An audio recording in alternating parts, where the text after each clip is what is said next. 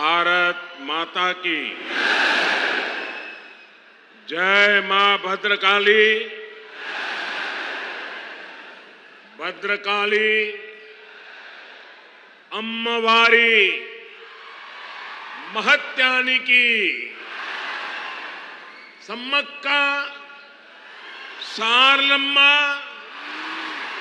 पौरुषानिकी रानी रुद्रमा पराक्रमानिकी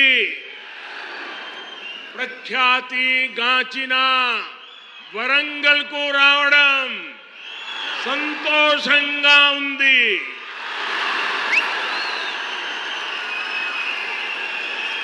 आज मैं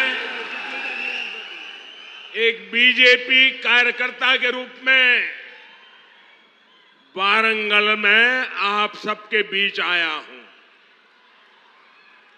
ये क्षेत्र जनसंघ के जमाने से ही हमारी विचारधारा का मजबूत किला हुआ करता है। जब संसद में बीजेपी की सिर्फ 2 सीटें थी, तब हनुमान कांडा से श्री जंगा रेड्डी जी सांसद हुआ करते थे।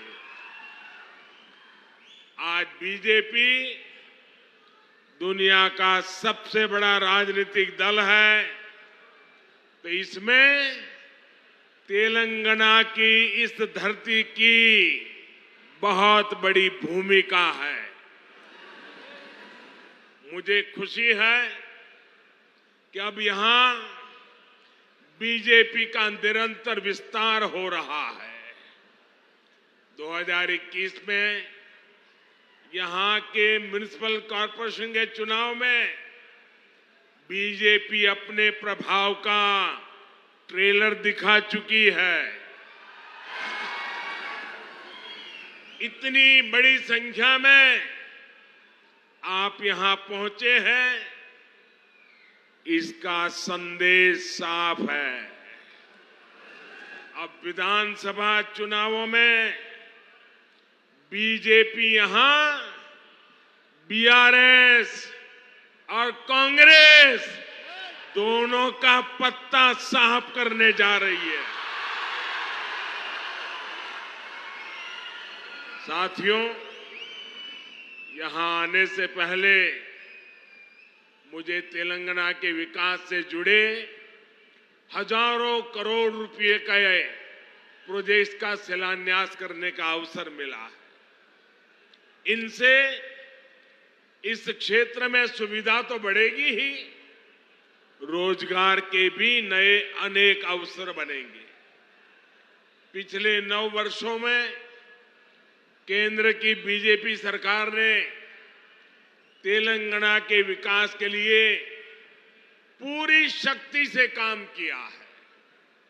आज तेलंगाना में करीब 36,000 करोड़ रुपए के नेशनल हाईवे प्रोजेक्ट पर काम चल रहा है। 2014 में तेलंगाना के लिए जो रेल बजट था, आज उसका 17 गुना 17 टाइम अधिक रेल बजट तेलंगाना के पास है। भाजपा का लक्ष्य यही है, तेलंगाना विकसित बने, तेलंगाना भारत को विकसित बनाए। साथियों, भारत की आत्मनिर्भरता में तेलंगाना की भूमिका बहुत बड़ी है। जब भारत ने तय किया है कि हम कोरोना की वैक्सीन, भारत की अपनी वैक्सीन बनाएंगे, तो तेलंगाना के लोगों ने आगे बढ़कर अपना दायित्व निभाया। जब भारत ने तय किया कि हम दवाइयों के लिए कच्चा माल बनाएंगे, तो तेलंगाना के लोग नई ऊर्जा के साथ जुट गए।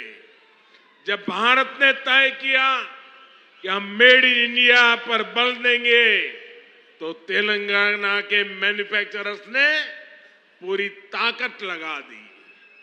जब भारत ने तय किया कि हम यूरिया में आत्मनिर्भर होंगे, तो बरसों से बंद रहा रामागुंडम खाद कारखाना फिर से सजीव हो उठा। और साथियों, जब भारत ने अपनी रेल को आधुनिक बनाने का फैसला किया, तो भी इसमें तेलंगाना ही अपनी बड़ी भूमिका निभा रहा है। अब काजीपेट में वैगन बनाने की नई फैक्ट्री बन रही है। यहां बनने वाले सैकड़ों वैगन भारतीय रेल के विस्तार और एक्सपोर्ट दोनों को बल देंगे। भाई और बहनों, बीते 9 वर्षों में पूरी दुनिया में देश का इतना गौरव बढ़ा है, भारत को लेकर आकर्षण बढ़ा है। इसका भी फायदा तेलंगाना को हुआ है। यहां पहले के मुकाबले अब ज्यादा इन्वेस्टमेंट आ रहा है और इस ज्यादा इन्वेस्टमेंट का फायदा तेलंगाना के युवाओं को हो रहा है, उसे नौकरी मिल रही है। भाजपा सरकार ने दुनिया में भारत की जो साख बढ़ाई है, ये उसी का नतीजा है। लेकिन सवाल ये है कि यहां तेलंगाना में जो सरकार है, उसने क्या किया? साथियों, यहां की राज्य सरकार ने सिर्फ 4 काम किए हैं।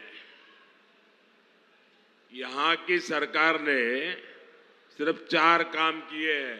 पहला, सुबह शाम मोदी को, केंद्र सरकार को रेगुलरली गाली देने का काम किया है।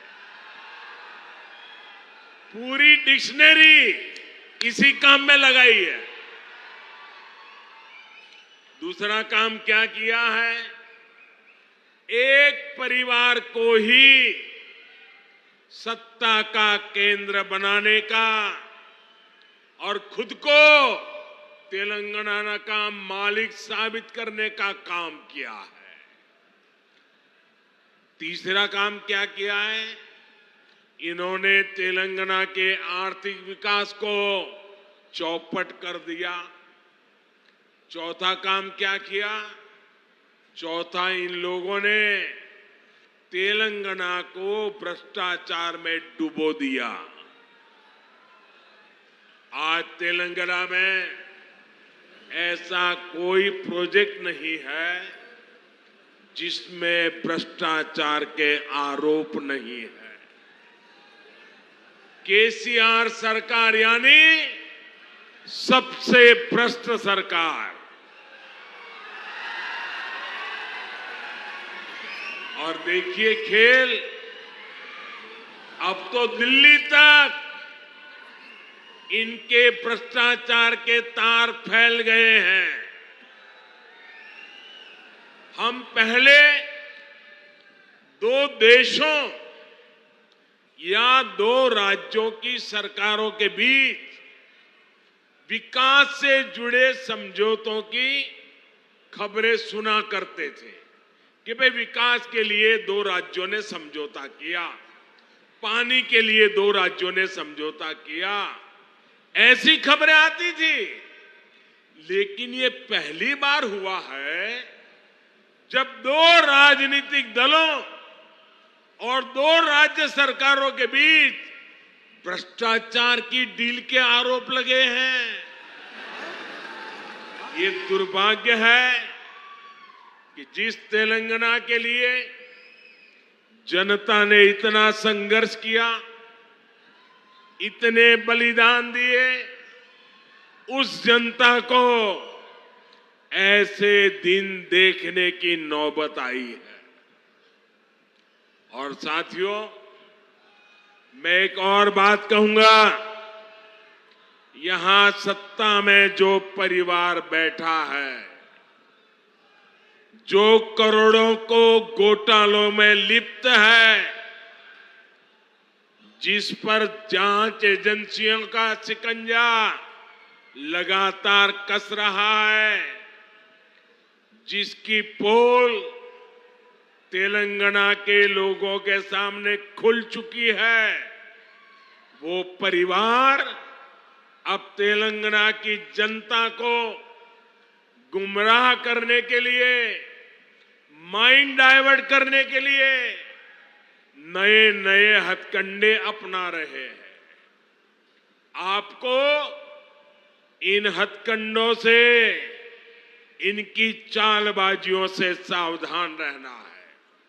साथियों, मैं जब भी तेलंगाना आता हूं, आप सभी लोगों की एक और छटपटाहट समझ आती है।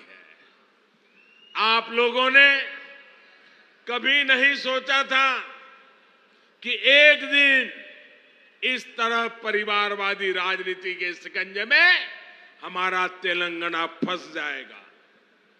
परिवारवादियों को सिर्फ अपने बच्चों, अपने बेटे बेटियों के भविष्य की चिंता होती है। उन्हें देश के, तेलंगाना के दूसरे बच्चों का भविष्य बर्बाद होने से कोई फर्क नहीं पड़ता। और देश के लोगों को, तेलंगाना के लोगों को एक और बात भी नोट करनी होगी। ये जितनी भी परिवारवादी पार्टियां हैं, उनकी नींव भ्रष्टाचार पर खड़ी होती है। परिवारवादी कांग्रेस का भ्रष्टाचार पूरे देश ने देखा है।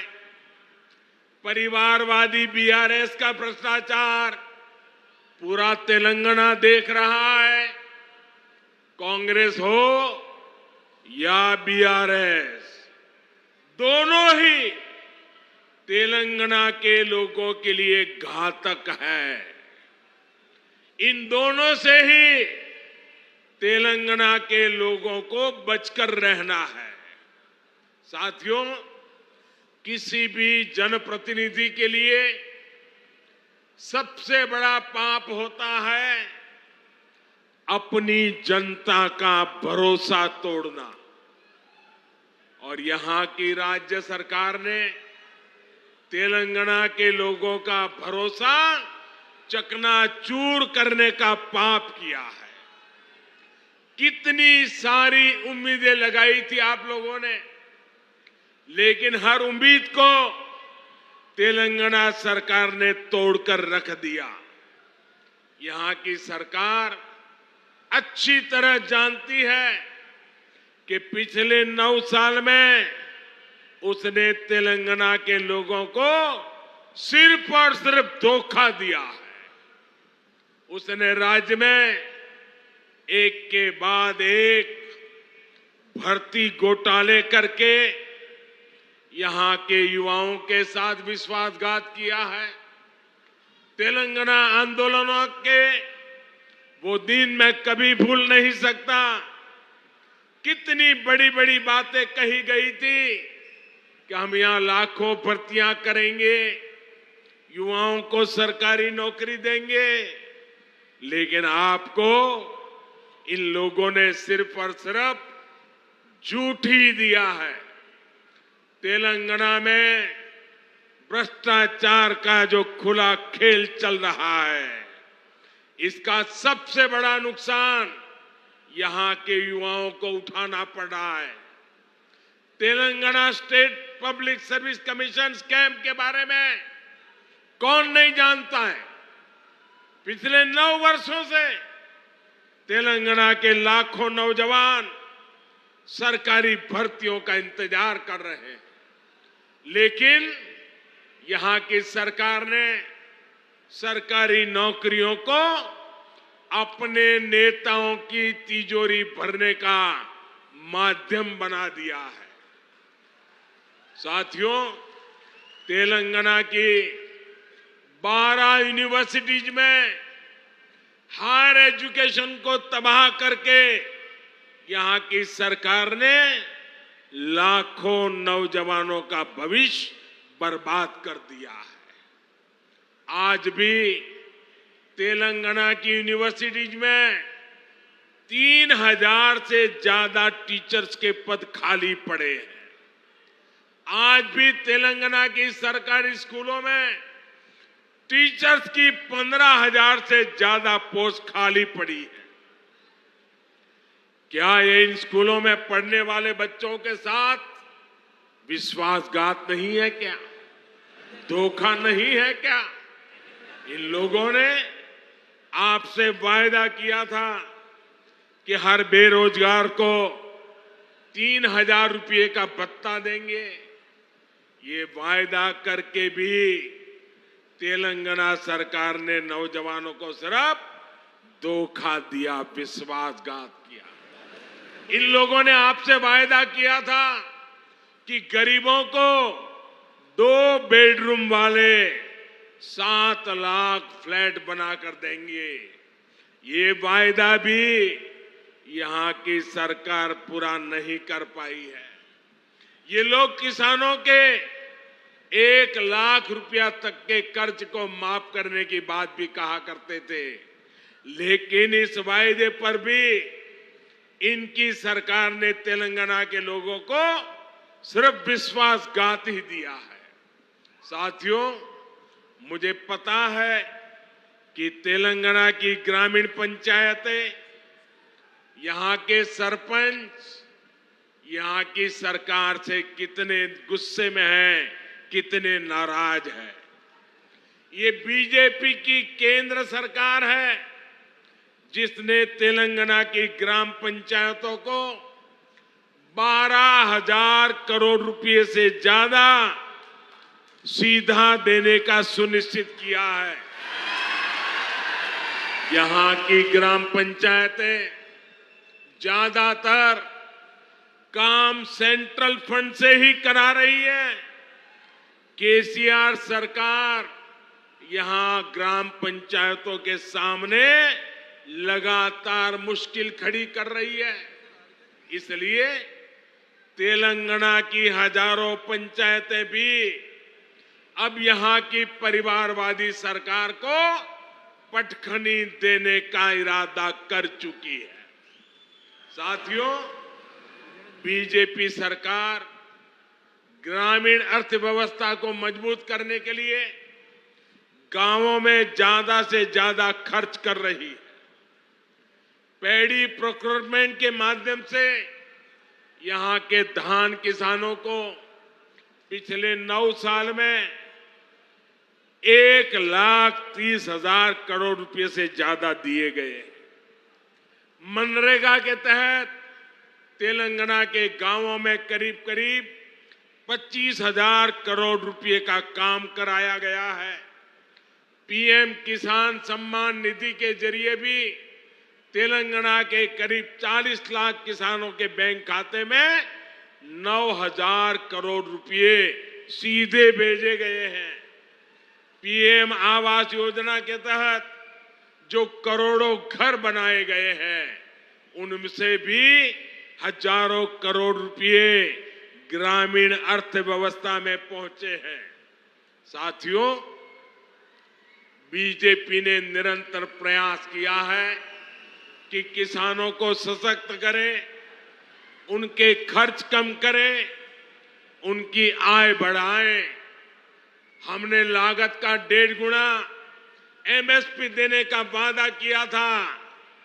हमने वो गारंटी को पूरा करके दिखाया। हमने दाल की एमएसपी पर रिकॉर्ड खरीदी करके हमारी गारंटी पूरी की। हमने सिंचाई के नेटवर्क को सशक्त करने का वादा किया था, वो गारंटी भी हमने पूरी की। किसानों को कोल्ड स्टोरेज की दिक्कत ना हो, इसके लिए दुनिया का सबसे बड़ी भंडारण योजना पर पूरा काम हो रहा है। आप जानते हैं कि जो 7 मेगा टेक्सटाइल पार्क देश में बनने वाले हैं, उनमें से भी एक यहां तेलंगाना में बनने जा रहा है। इन सभी प्रयासों का लाभ यहां के किसानों को होगा, हमारे कॉटन ग्रोवर किसानों को होगा। भाइयों बहनों, तेलंगाना की सरकार ने गरीब, दलित, पिछड़े आदिवासियों को सिर्फ झूठे वादे दिए, झूठी घोषणाएं दी, लेकिन केंद्र की बीजेपी सरकार ने सही मायने में इन वर्गों को सशक्त किया है।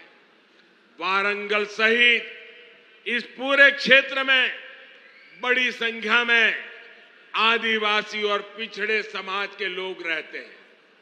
पहले की सरकारों में हमारे आदिवासी भाई बहनों के साथ सौतेला व्यवहार किया जाता था। सड़कें हो, पीने का पानी हो, स्कूल हो, अस्पताल हो, हमारे ट्राइबल भाई बहन का नंबर सबसे अंत में आता था। आदिवासी क्षेत्रों के विकास के लिए बीजेपी ने पहले की सरकारों की सोच और अप्रोच दोनों को बदल दिया। हमने आदिवासी क्षेत्रों में सैकड़ों नए एकलव्य मॉडल स्कूल खोले। हमने वन उपज के सही दाम देने के लिए एमएसपी का दायरा बढ़ाया। हमने जनधन केंद्रों के माध्यम से रोजगार के नए साधन तैयार किए। आज आप देख रहे हैं कि इन आदिवासी क्षेत्रों में 6 लेन के 4 लेन के हाईवे बन रहे हैं, इंडस्ट्रियल कॉरिडोर बन रहे हैं, मिशन मोड पर 4G नेटवर्क की सुविधाएं तैयार की जा रही है। आदिवासी परिवारों में सिकल सेल एनीमिया की बहुत बड़ी दिक्कत है। अब बीजेपी सरकार ने सिकल सेल एनीमिया को जड़ से हटाने के लिए भी अभियान शुरू किया है। साथियों, आजकल कुछ लोग चुनाव से पहले जनता को गुमराह करने के लिए झूठी गारंटी लेकर आ रहे हैं। बीजेपी चुनाव के लिए झूठी बातें या झूठी गारंटी कार्ड नहीं बांटती। अगर बीजेपी हर गरीब परिवार को मुफ्त राशन देने की बात करती है तो पूरा राशन गरीब के किचन तक पहुंचता है। बीजेपी अगर आयुष्मान भारत कार्ड देती है तो 5 लाख रुपए तक का मुफ्त इलाज हर गरीब परिवार को मिलने लगता है। अगर बीजेपी घर घर टॉयलेट बनाने का अभियान शुरू करती है तो हर गरीब, दलित, पीड़ित, पिछड़े आदिवासी के घर तक सुविधा पहुंचती है। अगर बीजेपी गरीब परिवार की बहनों को नल से जल देने का भरोसा देती है तो ये काम पूरा करके भी दिखाती है। तेलंगाना की जनता ये सब कुछ अनुभव कर रही है। इसलिए आज तेलंगाना की आकांक्षा है, आज तेलंगाना की आशा अपेक्षा है, अब की बार बीजेपी सरकार, अब की बार